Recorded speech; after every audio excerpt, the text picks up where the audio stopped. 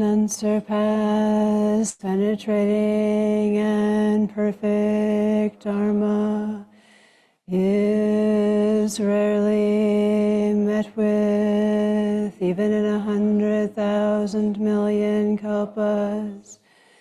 Having it to see and listen to remember and accept, I vow to taste the truth of the Tathagata's words, an unsurpassed, penetrating, and perfect Dharma is rarely met with, even in 100,000 million kalpas.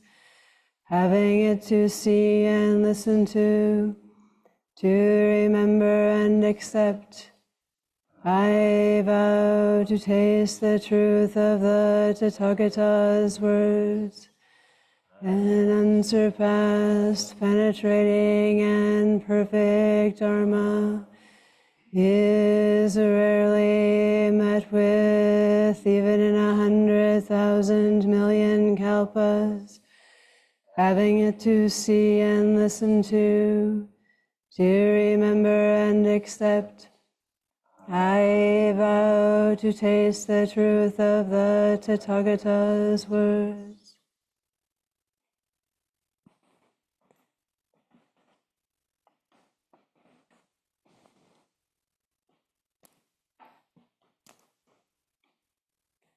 Good morning, and welcome to Green Dragon Temple.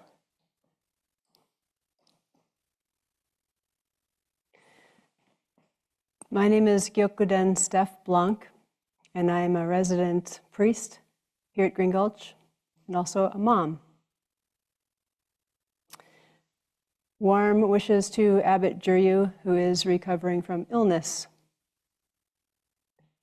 And thank you to the Tanto for inviting me.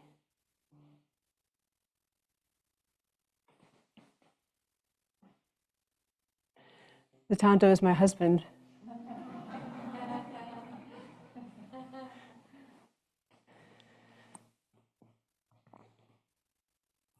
So today, with your help, my intention is to permeate heaven and earth.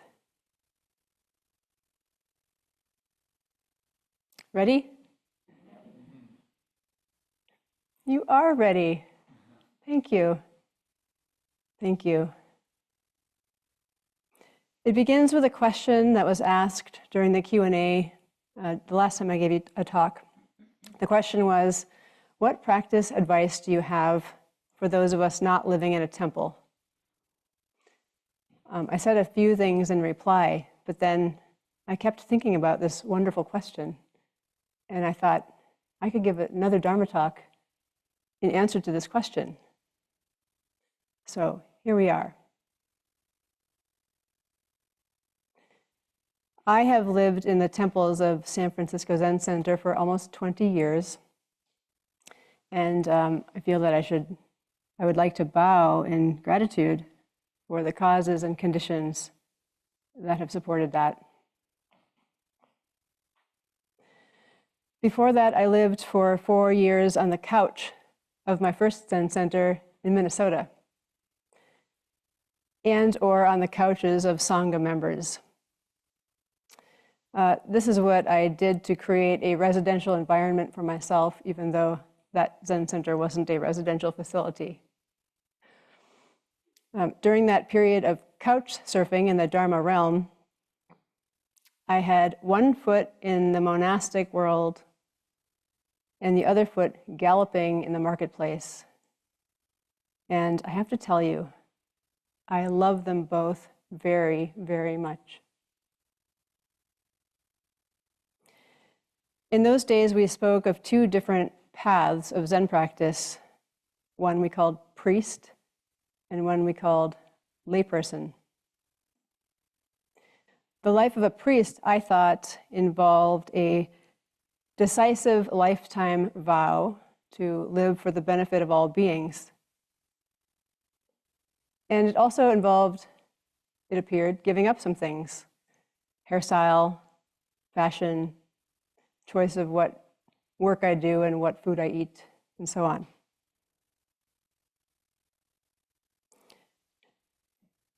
A layperson I thought of as a practitioner with a life. The life, a person that we could perhaps think about as someone who is deeply committed to practice, but also has the freedom to choose the degree of their commitment and mix that with a blend of their choice of career, family, clothing, and so on. For me, commitment to the temple came with much enthusiasm. I felt clear that I was destined to be a priest. And it was easy to have that vision when I was young, because at that time I didn't have ambitions to have a family.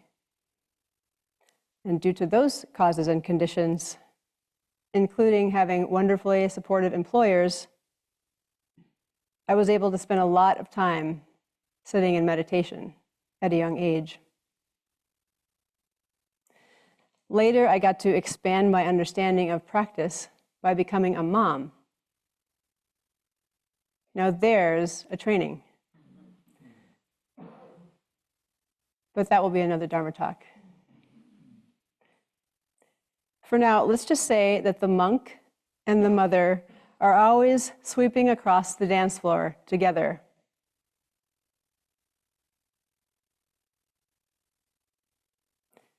The mother knows the boundlessness of the heart.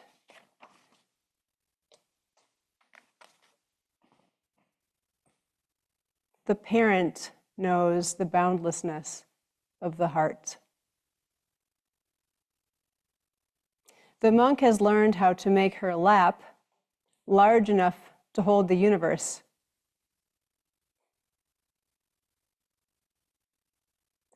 And most importantly, both are permeated with practice.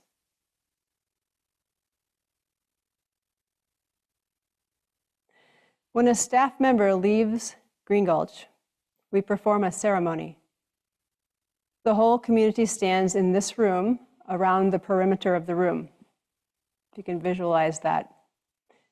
And the person who's taking their leave starts at the altar and then walks around the room, bowing to all the people that are standing around the room. They walk the whole perimeter of the room in a bow. And as they approach the rows of people, the row, like dominoes, bows as they approach. It's kind of a beautiful visual.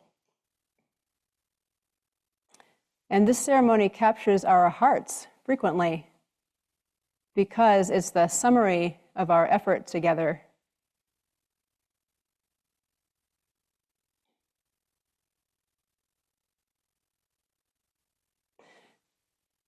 I just thought it's like saying goodbye to my dad whenever I visit him and then leave, because I think we always feel like we don't know if we'll see each other again. So this moment of goodbye is the summary of our effort together. And it's very, very tender.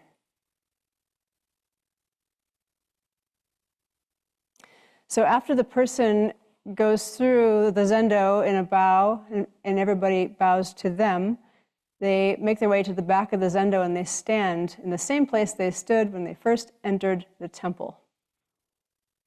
And the Ino makes a statement on behalf of the whole community. So-and-so now returns to the marketplace with gift-bestowing hands. You go with the gratitude of us all. Clack, clack.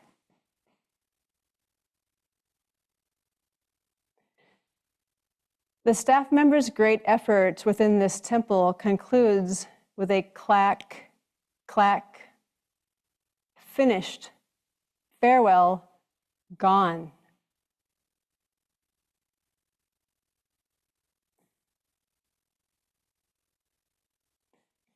Our hearts are captured. And they really do go with the gratitude of us all.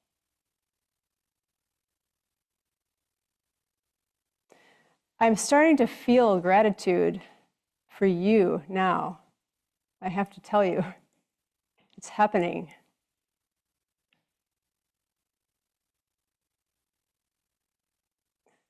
Or for the chance to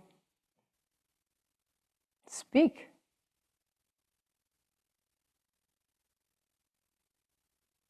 Look, we all return to the marketplace. Mick, do you remember Mick, the celebrated baker of Green Gulch? Well, in 2004, he was the director of Green Gulch. He was the director when I first came to make my request to live here at Green Gulch.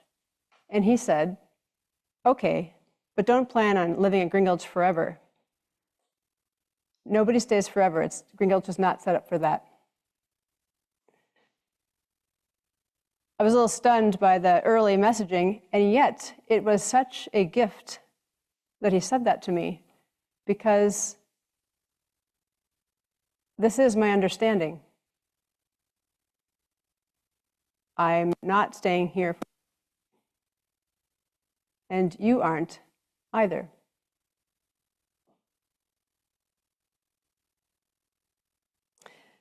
Fine, because the point is the gift-bestowing hands.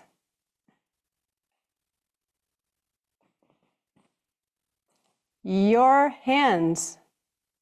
Can I see your hands for a moment?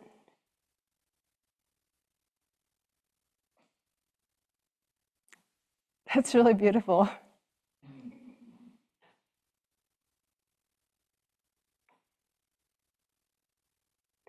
Isn't it interesting that at the temple, we invoke gift-bestowing hands when we send our residents back to the marketplace?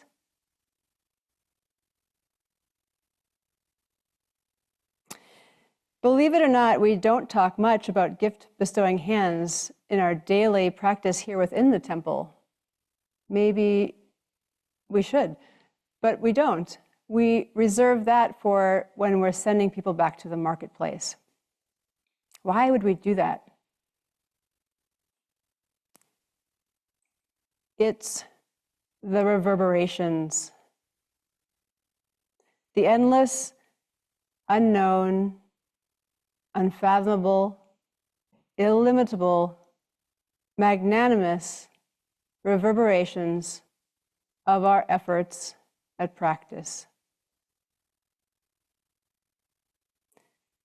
which continue endlessly.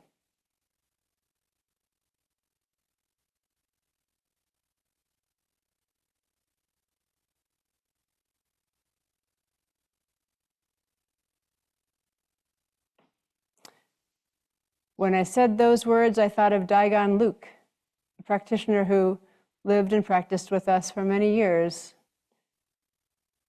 who is no longer walking this earth, but came to me now.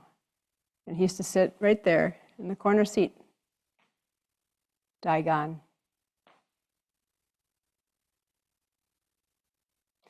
So these bells that we ring here at the temple are for you.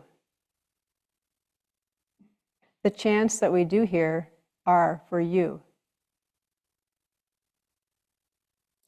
Therefore, your continued practice.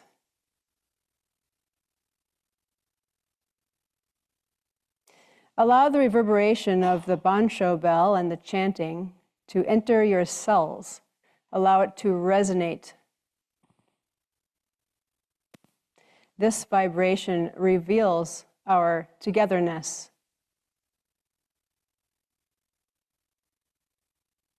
If you live in or visit this valley, you get saturated with certain things. Today it's heat. I had written here fog, but today it is heat. The resonance of bells, the scent of incense, eucalyptus, also the smells of mold and mice. We have some organic challenges here. Back at home, the smell of your incensed clothing might remind you of Green Gulch, but I really hope that it reminds you of your gift-bestowing hands. Can I see your hands again? your gift-bestowing hands. Yours.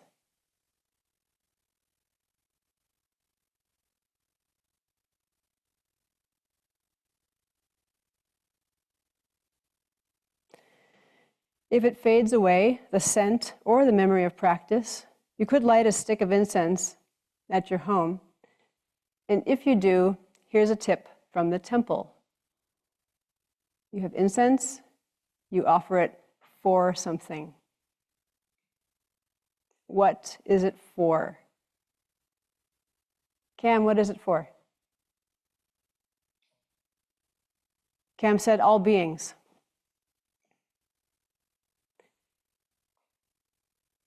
Cam is beginning to sew his priest robes. Thank you.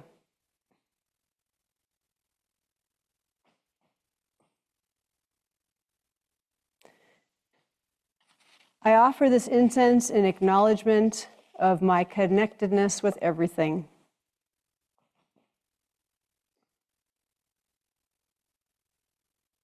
I offer this moment of silence for peace and ease of all beings, and especially those that need it most right now.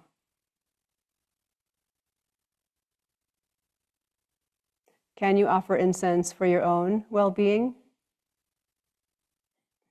Yes, and we all benefit when you do.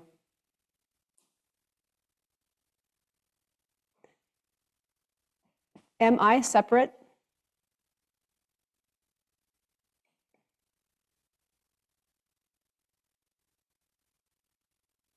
Are you separate? Do we sometimes feel separate?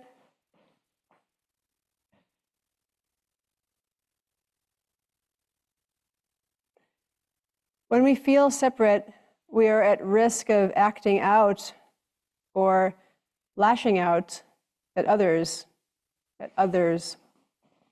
This is how we stir up some really complicated karma. The word for this is transgression, and the antidote is confession. It might sound like this. Buddhas, I admit that I feel separate.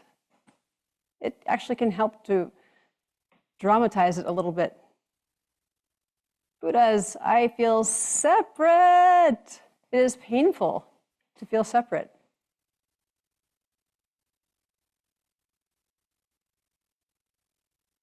Help me understand that I'm not separate. Please, help me understand that I'm not separate. I do this.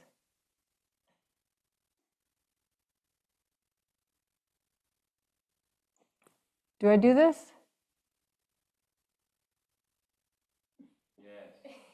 Yes. He's German.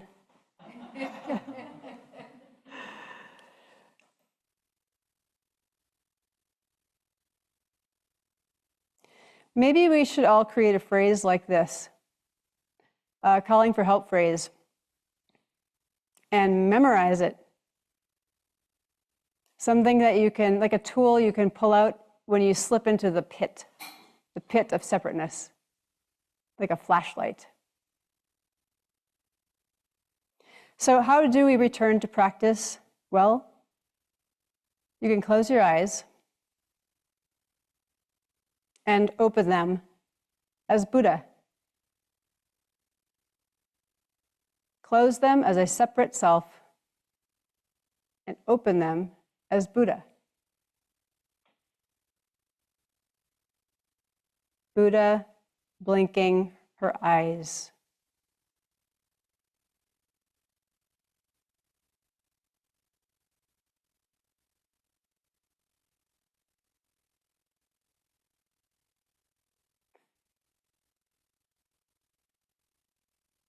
Is this confusing? Buddha blinking her eyes?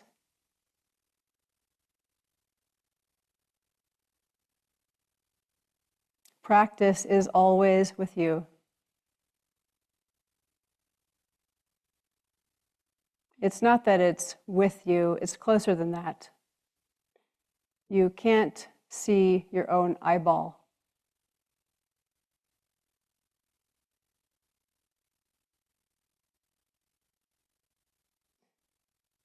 What does my practice look like when I'm not at Green Dragon Temple? Here's a little cameo. Every week I do a town trip for Green Gulch, the shopping. Imagine me at Safeway. I'm not wearing my priest robes, but I am wearing my Kamala Harris t-shirt. And as I push the cart at Safeway, I am aware that I'm pushing the cart.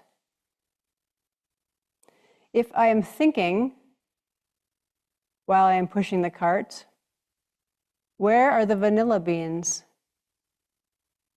I am aware that I'm thinking. All the while, I am completely engaged with my action of body, speech, and thought. This is my practice outside the temple. And when I practice like this, all my activity qualifies as practice.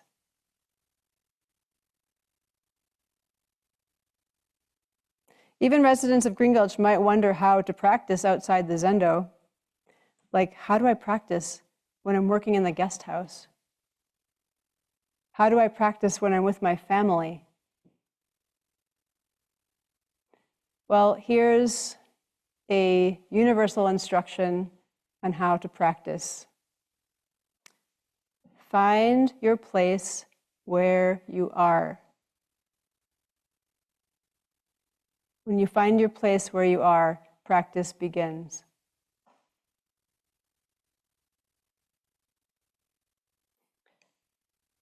It doesn't get any simpler. But what does it mean to find your place where you are? It means opening your heart to where you are, to who you are, and to what is manifesting.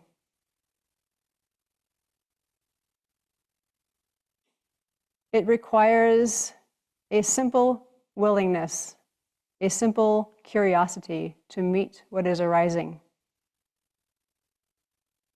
This can be enthusiastic, it can be tender, but it is respectful.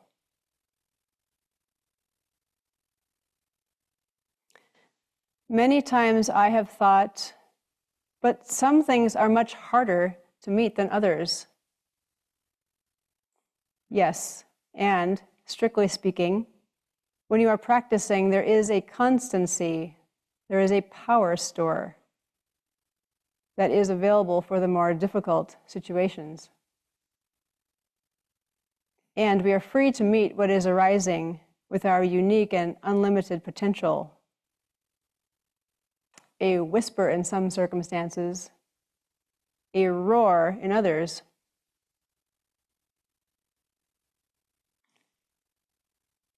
Did she say roar?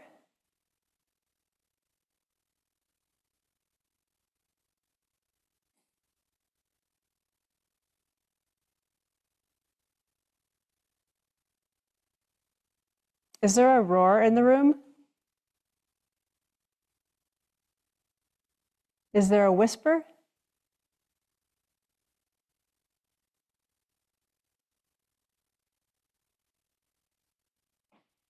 Is there intimacy?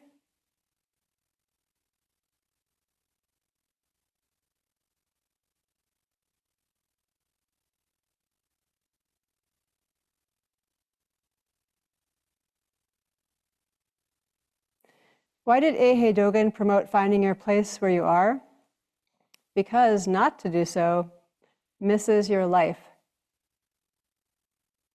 I wrote wastes your life. Now I just said it misses your life. Does that sound a bit harsh? Waste your life? Here at Green Dragon Temple, we do have some direct messaging. On the Han, the wooden timekeeping device outside this door, there's a poem that says, "Great is the matter of birth and death. No forever. Gone, gone. Awake, awake each one. Don't waste your life."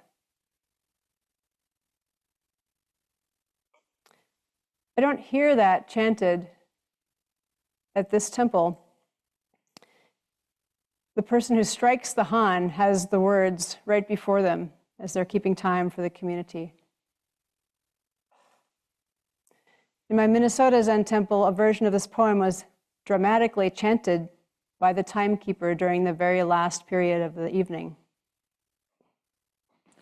I beg to urge you, everyone, life and death is a great matter. All things pass quickly away. Awaken, awaken, take heed, make use of this precious life.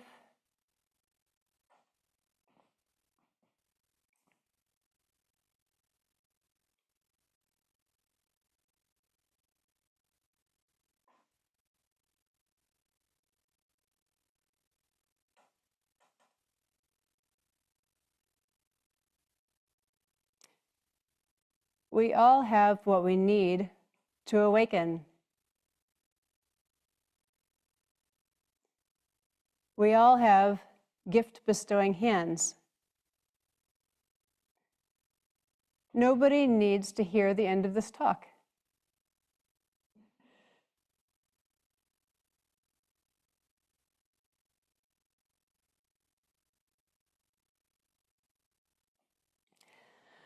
All the better to just close your eyes and open them as Buddha.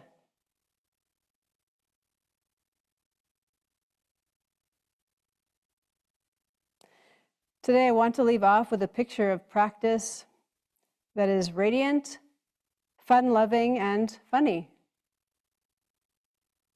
Is that okay?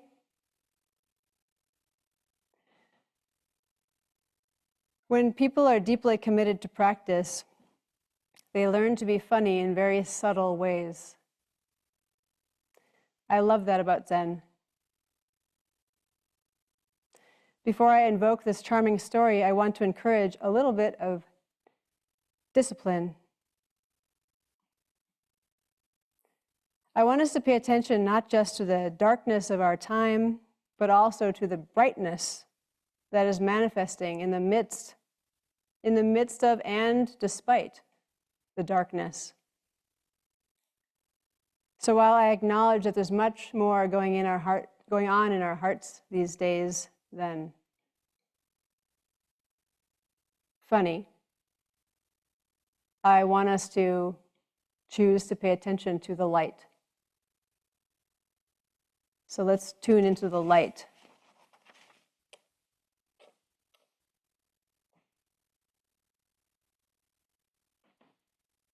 Do you remember Mr. Rogers? It's a beautiful day in the neighborhood, a beautiful day for a neighbor. Won't you be mine? Won't you be mine? Fred Rogers said, "When I was a boy and I would see scary things in the news, my mother would say to me, 'Look for the helpers. You'll always find people who are helping.'"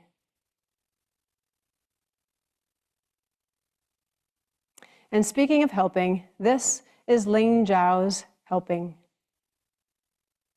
This story is about a family in our lineage, a family of lay practitioners. They are called the Pang family.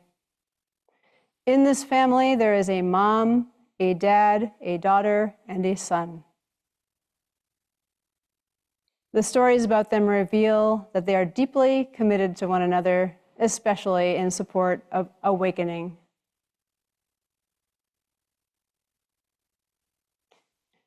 That's what we came together here for today, to support each other's awakening.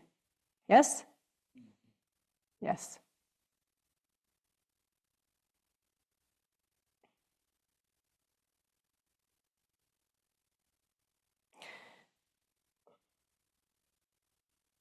So the Pang family is said to have put most of their possessions into a boat, taken the boat out into the middle of a lake, and sunk it. How's that for lay practice? I can't even imagine most of my possessions fitting into a single boat. The dad is called Layman Pang, and he appears in many Zen stories as an astute practitioner. I imagine him being called Layman Pang in substitute for reverend. Sometimes I keep my eye out for him at Safeway. He has a daughter, Lingzhao, whose name means shining spirit.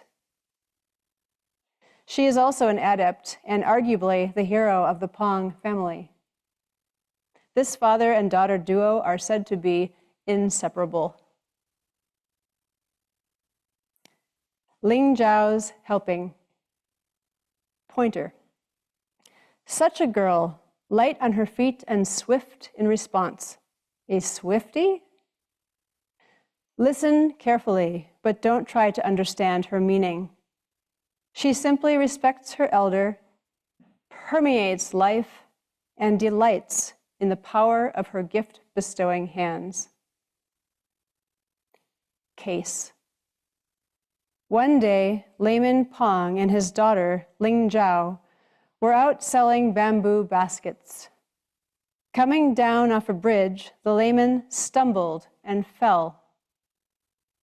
When Lingzhao saw this, she ran to her father's side and threw herself to the ground.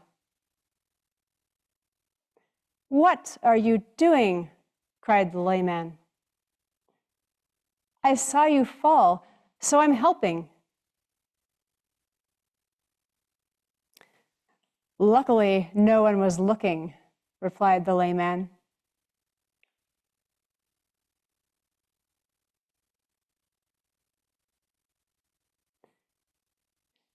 Commentary. Already there is intimacy. This father and daughter are well possessed of the Bodhisattva vow. And they have a great time traveling together on the path of practice. Layman Pang stumbles down and falls. Ouch! Lingzhao dives onto the earth beside him. How surprising. "What are you doing?" asks the father from the dust. "I saw you fall, so I'm helping, Daddy."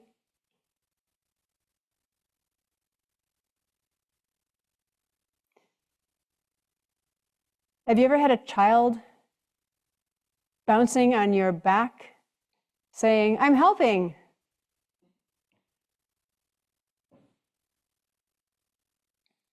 "Let me help you." Leap.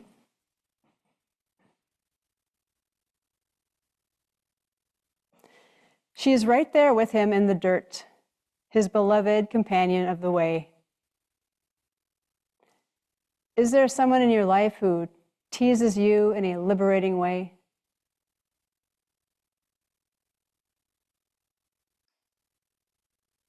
Do you have a Dharma companion? The father replies, "Luckily, no one was looking." He receives his daughter's help with wry wit in exchange for the usual embarrassment. A keen practitioner is deeply satisfied to be upstaged.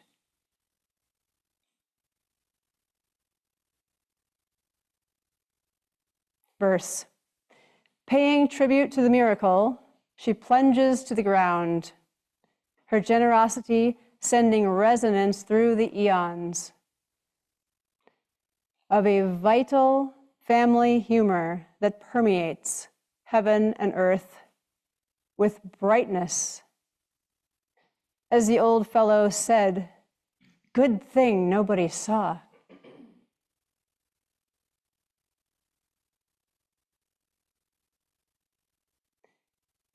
Great assembly. That's you. The seen and the unseen assembly in our midst. Whether you live in a temple or in the world, please live it up like the Pong family. Permeate your life. Use your gift-bestowing hands.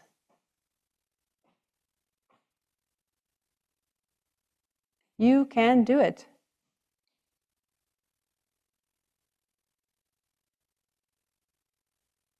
You're doing it.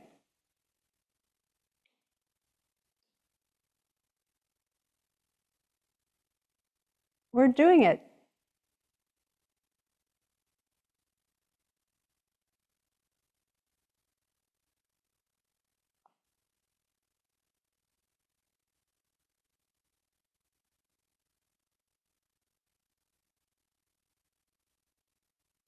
And you go with the gratitude of us all.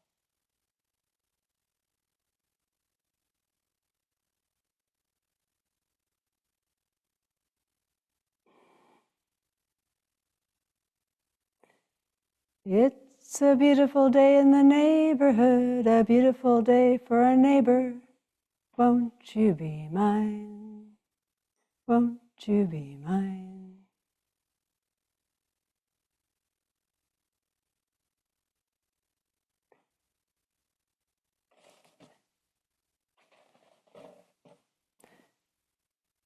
We have some time allotted for questions, feedback, comments, songs, poems.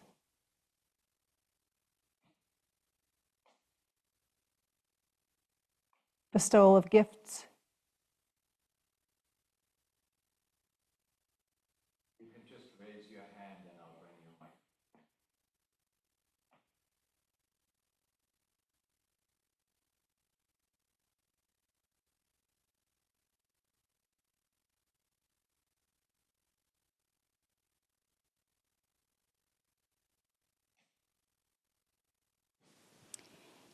Thank you for your talk.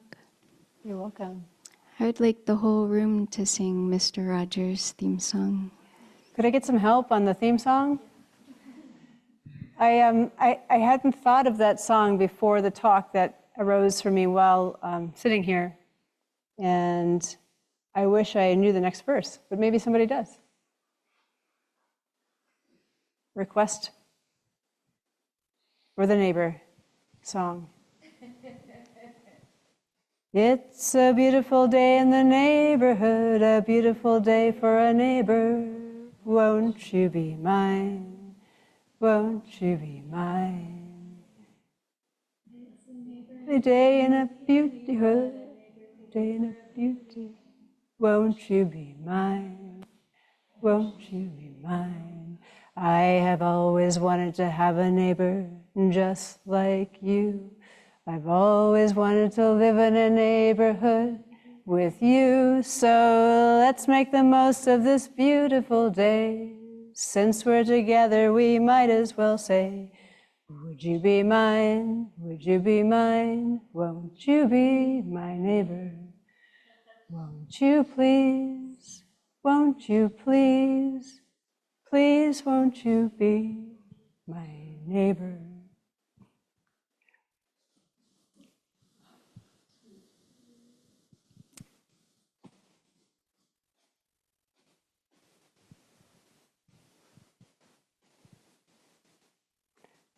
Would anybody like the microphone?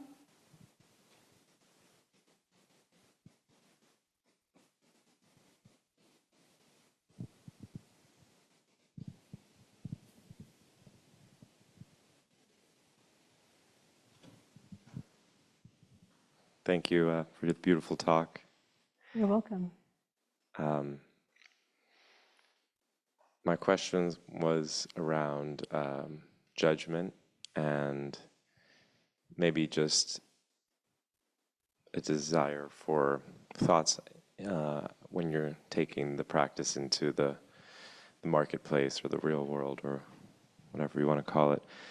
How often judgment comes up for myself, and I'm sure many people, of others, of ourselves, and maybe how the monastatic life integrates that more. Maybe that would be a helpful thing to reflect on back for when we leave here.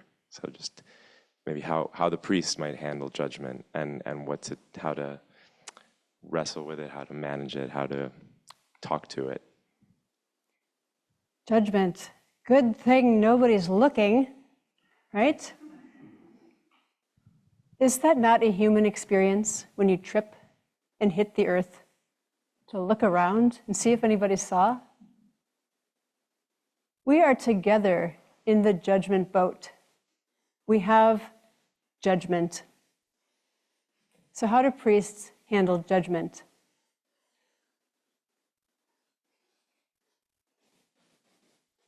Welcome judgment. Welcome, I hear you. Wow. And I know that I don't need to believe what I'm thinking, but I welcome what arises.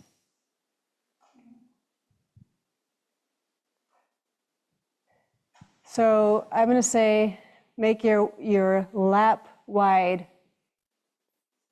to receive judgment when it arises, and treat it like a child with kindness. No need to tackle it or fight it off.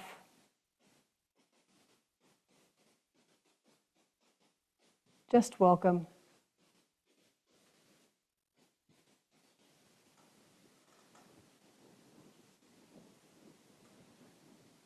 Thank you.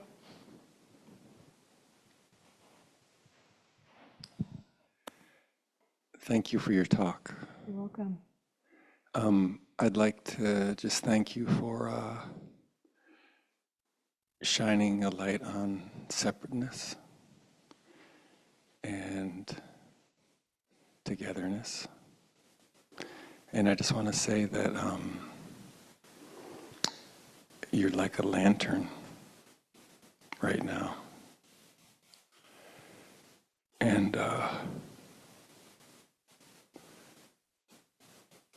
it's nice to have a focus beyond light and belonging. I don't have a question. If I am like a lantern, I am honored to be your lantern. And I am grateful for your practice.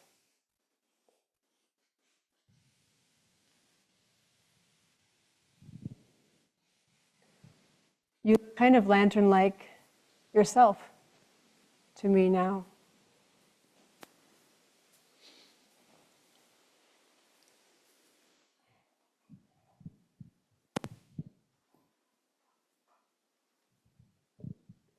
Way in the back, I see you. I see your gift-bestowing hands way in the back. Hi, thank you. Are we allowed to ask? I don't understand the story. Can you explain it? Can I explain it?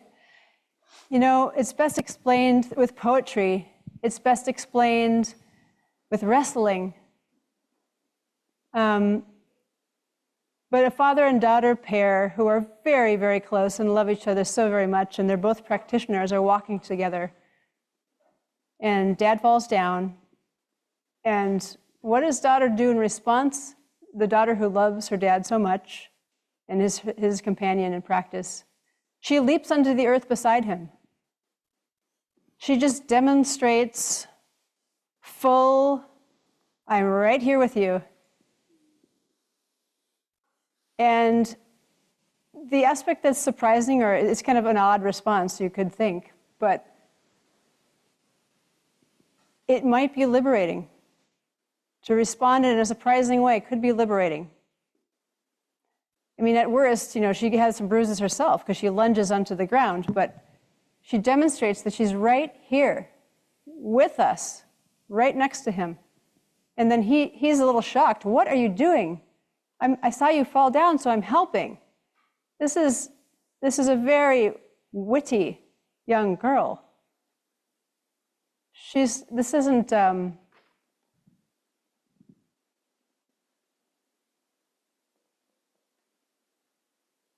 you have to think of your intimate relationships, and when you did something a little bit funny to turn the situation. I had a close relationship with my dad through much of my life, and one time he was an auto mechanic, and once I drove to work and my car didn't shut off. The ignition key was stuck in the ignition and the ignition wouldn't turn off. He was really annoyed to need to come to my workplace and sort of rescue me, as the mechanic and deal with the situation. And that year for Christmas, I gave him the ignition switch, the key that, it had to be repaired and it was taken apart. And anyway, that ignition switch made it to him as a Christmas gift. And he hung it on the Christmas tree. That is just, it's a little odd, right? That is just, it's just an emblem of an intimate relationship. And the father responds in the story, good thing no one was looking. And that could mean a variety of things, but what I like about it is it points out the judgment that we all share. Like usually it's just a bit of embarrassment to hit the earth. You look around to see. But also his witty daughter's done it again. He hits the earth, that can be unpleasant. And then his daughter hits the earth beside him. It's fantastic for him. But how does he reveal that it's fantastic for him? He gives a wry reply.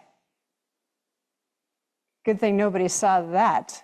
My daughter upstaging me again after I fell down. That's my take on the story. Is that useful to you at all, or does it still feel like a puzzling story? It's useful. I still have questions, but I understand that's the point. I really didn't understand it at all. So thank you. When you're really paying, when you made your livelihood like paying attention, that's the job of a priest. It's the job of a Zen practitioner and a Bodhisattva is to pay attention to life unfolding. You're not dreaming of something else. You are in your life. You're permeating life right here, right now. It starts to become really alive. It starts to become really playful.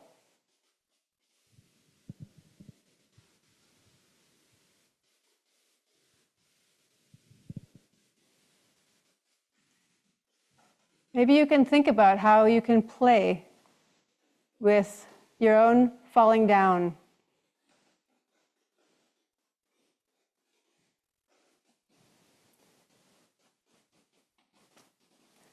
Would anybody else like the microphone? We still have a little bit of time. Here's a hand, Simo.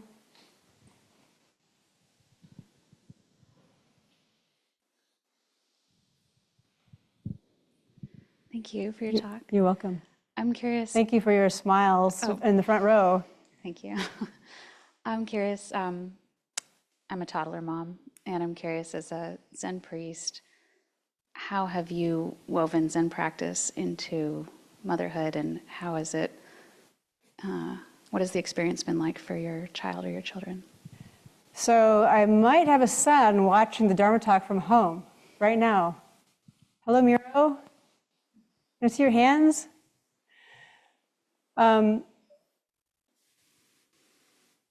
Somebody asked me this spring, what has the priest learned from the mother, and what has the mother learned from the priest? I love that question so much that I'm going to try never to answer it, but just carry it in my heart forever. I love that question because these are the livelihoods of my life. And they are equally wondrous for me in the opportunity of practice realization.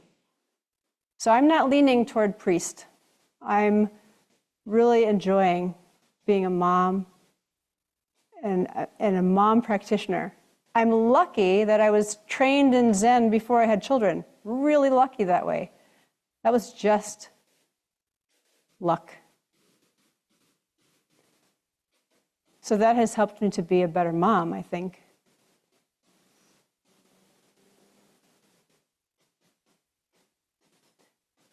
How's it for you? You're a mom and a practitioner. Can we have the microphone again? Do you mind saying something about how it is for you? You're a toddler mom, you said. My sitting sessions are much shorter.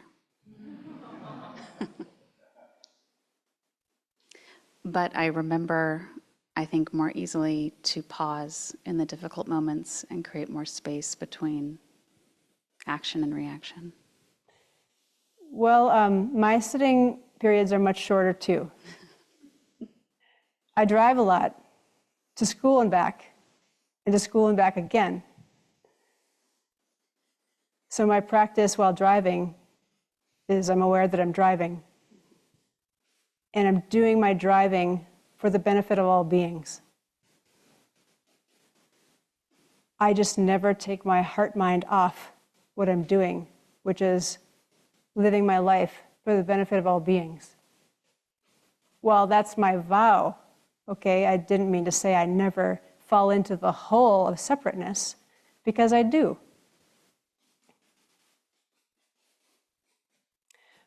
Okay, and recently I fell into the hole of separateness.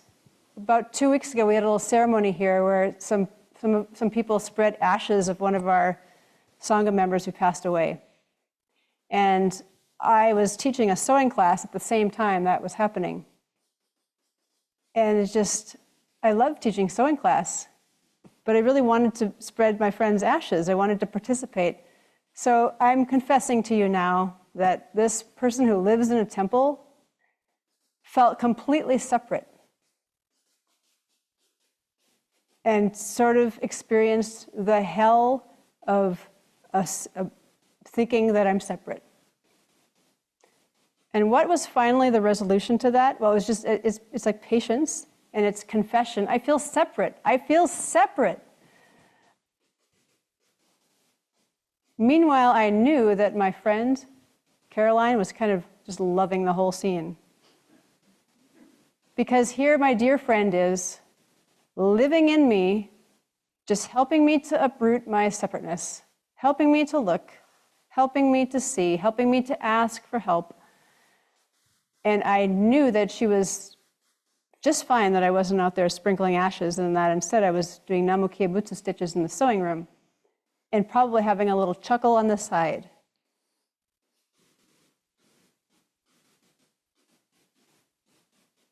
Somebody said to me late that day, because I was still confessing, I was still trying to work on this delusion. So I was still saying at dinner, I was struggling today with feeling separate because I didn't get to go to the ashes spreading ceremony. And then somebody said, it's okay that you weren't at the ashes spreading ceremony. You were more needed in the sewing room. It wouldn't have been okay if you didn't go to the sewing room. Miraculously, I don't know how these things work, miraculously, the fog started to clear. Maybe I just needed my own gift-bestowing hands reflected back to me.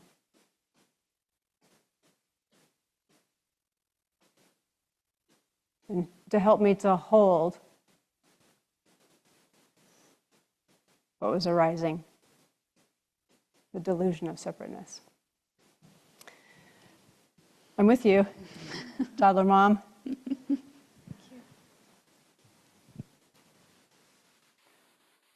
Anybody else want to hold the microphone? Here's a little hint. Holding the microphone helps you feel intimate. Helps gets the heart beating a little bit. Even my saying that maybe gets your heart beating a little bit. But it's good to feel that. It's good to feel relevant. It's good to feel like you're part of this thing.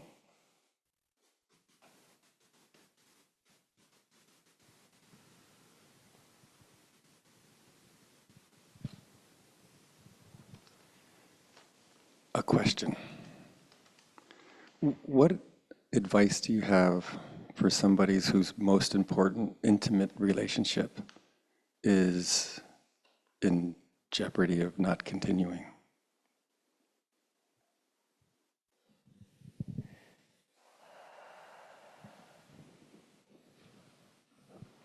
Well, watch me for a moment. You asked me an important question. What advice do I have to someone whose most intimate relationship is in jeopardy of not continuing? And I exhaled deeply, and I came into my body.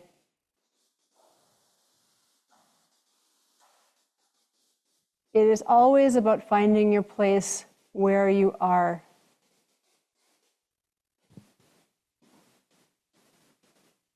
It might help to touch the earth.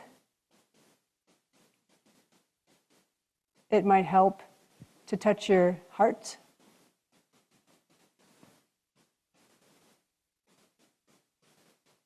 It helps to keep breathing deeply and gently.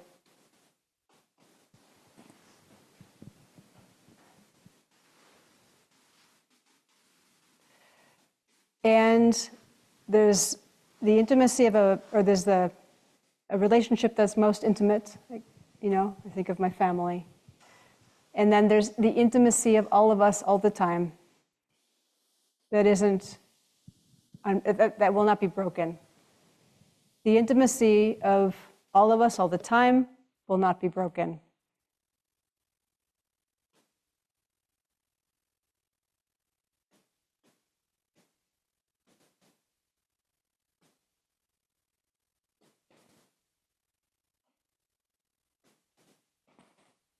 Last call.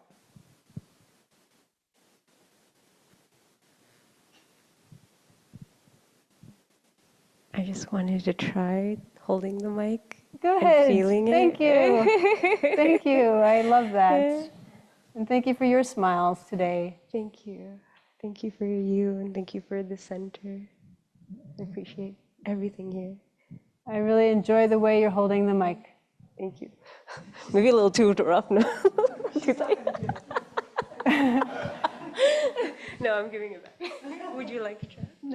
I'll hold it. Would anybody else like to hold the mic? You don't have to say anything. You can just hold it. It feels good. Yes. It feels good.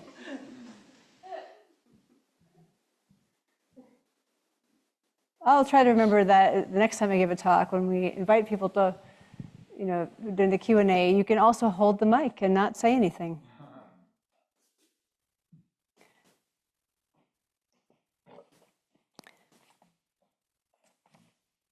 Okay, this has got to end somehow. So how about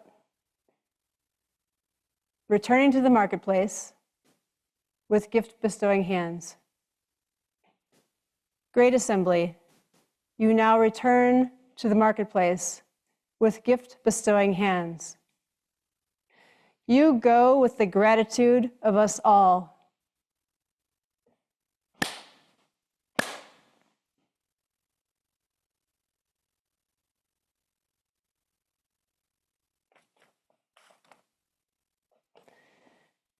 May our intention equally extend to every being and place with the true merit of Buddha's way. Beings are numberless. I vow to save them. Delusions are inexhaustible. I vow to end them. Dharma gates are boundless. I vow to enter them. Buddha's way is unsurpassable. I vow to become it. Beings are numberless.